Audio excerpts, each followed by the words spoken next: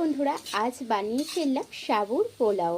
আর এখানে ফার্স্ট আমি আলুটাকে ভেজে নিলাম। আর এই রান্নাটা শেখা কিন্তু আমার মানে মাতাজিদের কাছে।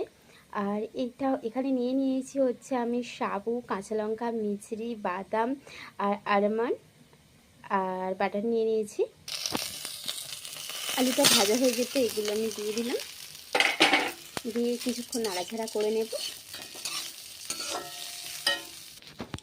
ফির আমি বাদামটাকে দিয়ে দিলাম, লঙ্কাগুলোকে ভেঙে দিলাম, দিয়ে দিলাম সিন্ধুক লবণ, দিয়ে দিলাম ভিজিয়ে রাখা সাবু।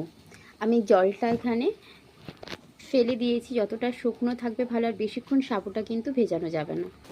নামানোর সময় একটু বাটার দিয়ে দিলাম,